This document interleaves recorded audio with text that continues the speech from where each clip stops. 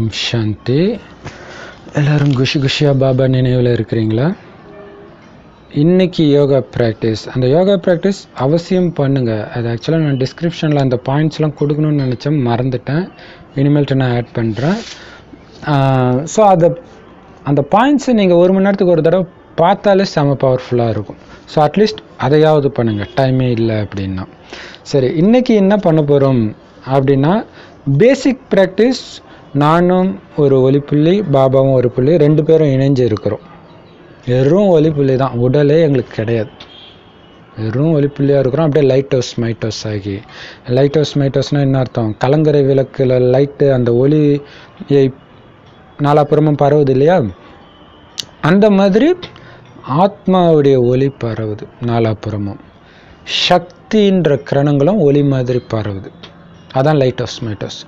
அப்படி நாலாப்புறமும் சக்திகளை நாம் பரவ செஞ்சுட்டே இருக்கிறோம் பாபாவோட இணைஞ்சு. ஸோ அதுதான் பேசிக் ப்ராக்டிஸ். அது கூடவே 3 பாயிண்ட். இப்போ பார்த்தீங்கன்னா, பாபாவுக்கு அடிக்கடி சத்தியம் பண்ணுங்க. இந்த சத்தியத்துக்கு பேர் போனவர் பீஷ்ம பிதாமகர். அவர் தன்னுடைய தந்தை ஒரு பொண்ணு மேலே ஆசைப்படுறாரு, அவரை கல்யாணம் பண்ணிக்கணும் அப்படின்றதுக்காக அந்த பொண்ணுடைய அப்பா சொல்கிறாரு, என் பொண்ணுக்கு பிறக்கிற குழந்தை தான் அடுத்த ராஜாவாக ஆகணும். அதாவது சாந்தனு ராஜாவுடைய பையன்தான் பீஷ்மர். ஆல்ரெடி பீஷ்மர் இளவரசனை ஆக்கிட்டு இருப்பார். இருந்தாலும் அவர் என் பொண்ணுக்கு பிறக்கிற குழந்தை தான் அடுத்த ராஜாவை ஆக்கிறதுக்கு நீ சம்மதம்னா நான் பொண்ணு கொடுக்குறேன், இல்லைனா கொடுக்க மாட்டேன் அப்படின்னு சொன்னோன்னே சாந்தனு மன வருத்தப்பட்டு சரி வேண்டான்ட்டு போயிடுறாரு. ஆனால் இந்த விஷயத்தை இவர் பீஷ்மர் தெரிஞ்சுக்கிட்டு போய் அந்த பொண்ணுடைய அப்பா கிட்ட அவர் சத்தியம் பண்ணுறார்,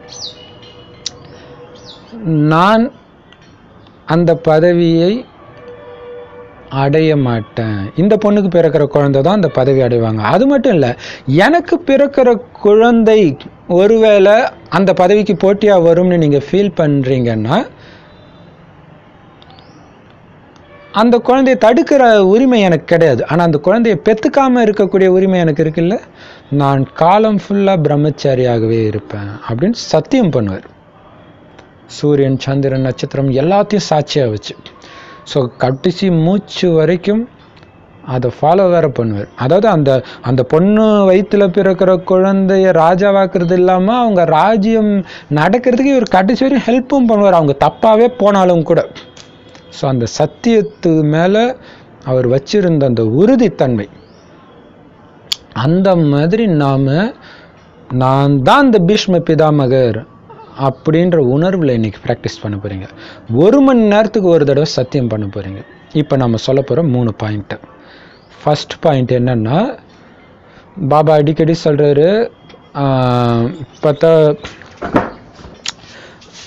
ஒரு பழைய வாணியில் பாபா சொல்லியிருக்கிறாரு, உடலை பார்த்தீங்கன்னா பிணத்தை பார்க்குறீங்கன்னு புரிஞ்சுக்கோங்க.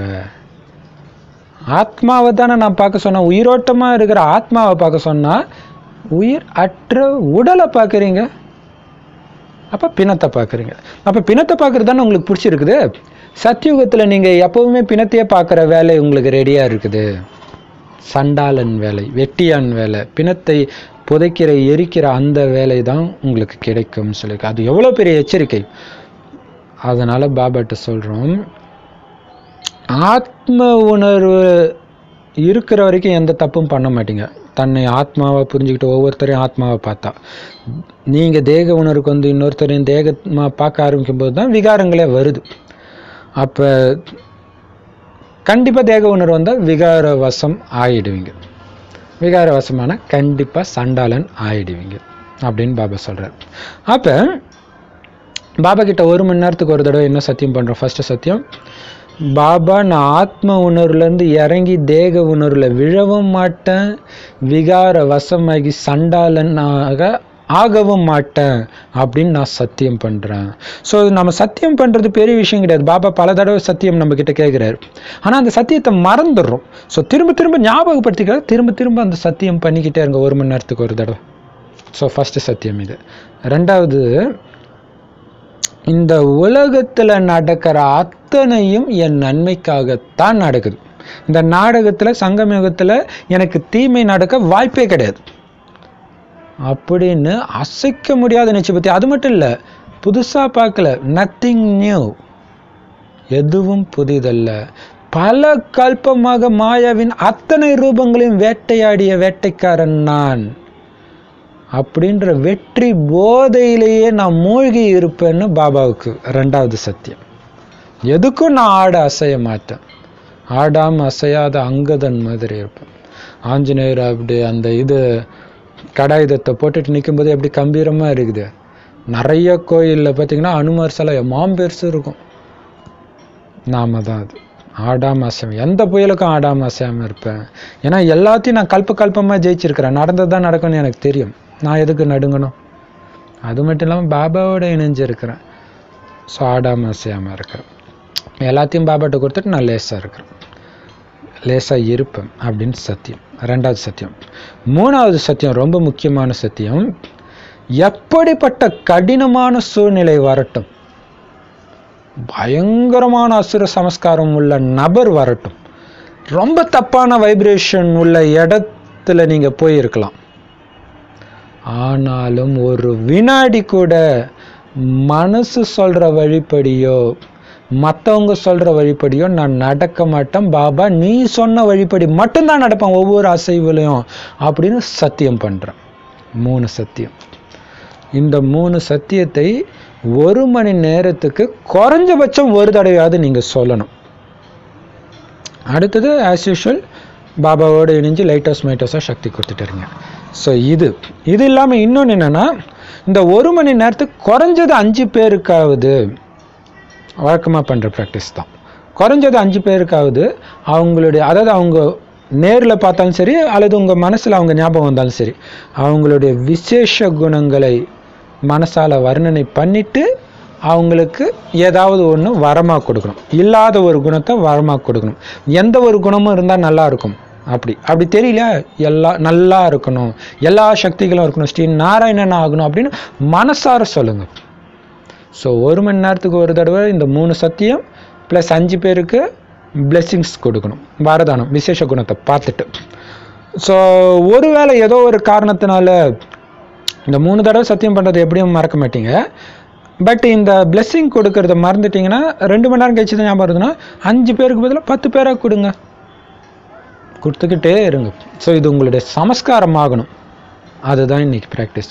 ஸோ எவ்வளோ நேரம் இந்த ப்ராக்டிஸில் இருந்தீங்க, எவ்வளோ பவர்ஃபுல்லாக இருந்தீங்க, 5 பேருக்கு பிளெஸ்ஸிங் கரெக்டாக கொடுத்தீங்களா, 1 மணி நேரத்துக்கு ஒரு தடவை சத்தியம் பண்ணிங்களா அப்படின்றத அவசியம் கமெண்ட்டில் தெரியப்படுத்துங்க.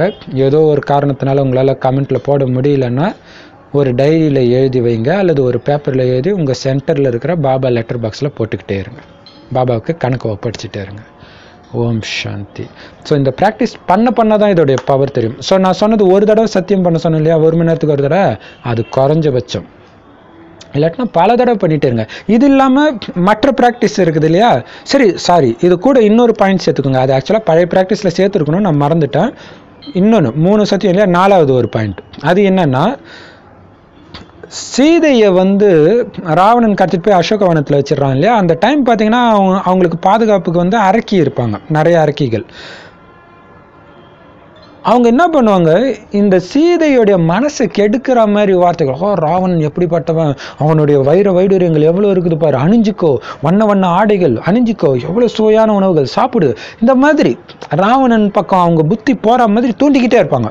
அப்போ சீதை டென்ஷன் ஆகி இன்னொரு தடவை வாயை திறந்த நாக்கு அறுத்துடுவான் அப்படின்னு மிரட்டுவாங்க. இது என்னன்னா நம்மளுடைய எண்ணங்கள்.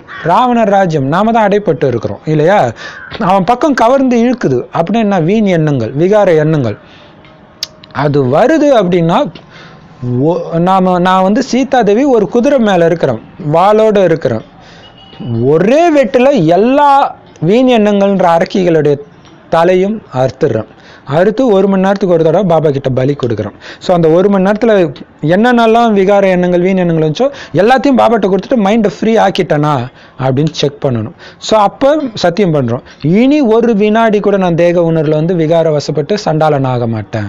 இது ஆக்சுவலாக ஃபர்ஸ்ட் பாயிண்டோட சேர்ந்து வரதா, ஆனால் சீதா தேவியாக இருந்து பண்ணுறீங்க. ஸோ ஃபர்ஸ்ட் பாயிண்ட்லேயே தான் இது வருது. ஸோ 3 சத்தியம் தான் வரும். ஆனால் ஃபர்ஸ்ட் பீஷ்ம பிதாமகன் சத்தியம் பண்ணீங்க, இங்கே சீதா தேவி. ஸோ இது 4 பாயிண்ட்டாக எப்படியோ ஒன்று. ஆனால் ரொம்ப பவர்ஃபுல். ரொம்ப மாயா டெஸ்ட் பேப்பர் பண்ணும்போது ஒரே வீச்சில் எல்லா வீண் எண்ணங்களுக்கும் முற்றுப்புள்ளி வைக்கிறது தான். ஒரே வீச்சில் எல்லா மாயாவின் கழுத்தையும் அறுத்து பாபா கிட்ட பலி கொடுத்துட்டேன் அப்படின்னு இருக்கிறது. ஓம் சாந்தி. இதில் வந்து தேக உணர்வுக்கு வரல, தேக உணர்வு ஃபுல்லாக தியாகம் பண்ணுறேன்னா என்ன அர்த்தம்? கர்மேந்திரியங்கள் எல்லாமே பாபாவுடைய வழிபடி நடத்துறதுன்னு அர்த்தம். அப்படி உங்கள் வழிபடி நடத்துனீங்க அப்படின்னா அப்பவும் சண்டாளம் தான். ஸோ ஏன்னா தேக உணர்வை பலி கொடுக்குறதுனா அதான் அர்த்தம் தான். போன வாரம் ஞாயிற்றுக்கிழமையில் பாபா ஒரு முரளி ஃபுல்லாக சொன்னார். ஸோ அவருடைய கட்டளைப்படி தான் நான் நடத்துகிறேன்னா அப்படின்னு 1 மணி நேரத்துக்கு ஒரு தடவை செக் பண்ணி அப்படி இல்லைன்னா பாபாட்ட சொல்லுங்கள், நான் இனிமேல்ட்டு நீங்கள் சொல்கிற மாதிரி தான் பாபா இந்த 5 புலன்களையும் நடத்துவேன். ஸோ இப்போ ரிவிஷன் பண்ணுறதுக்காக மறுபடியும் சொல்கிறேன். அந்த 4 சத்தியம். ஆத்ம உணர்வு வந்து ஆத்ம உணர்வில் தான் நிலைச்சிருப்பேன். தேக உணர்வில் வந்து விகார வசமாக மாட்டேன். அதாவது கர்மேந்திரியங்களை அது இஷ்டத்துக்கு போக விட மாட்டேன். கர்மேந்திரியங்களை முழு கட்டுப்பாட்டில் வச்சிருப்பேன் அப்படின்னு சத்தியம் பண்ணுறேன். அப்படி இந்த சத்தியத்தை மீறினா நான் சண்டாளன் ஆவேன்னு எனக்கு தெரியும், நான் ஆக மாட்டேன். First point. 2வது பாயிண்ட்டு, சங்கமயுகத்தில் நடப்பவை அனைத்தும் என் நன்மைக்கே, அதனால நான் ஆடாமல் அசையாமல் இருப்பேன். ஏன்னா ஒவ்வொரு கல்பத்திலையும் நான் வெற்றி அடைஞ்சவன், இது புதுசு கிடையாது எனக்கு.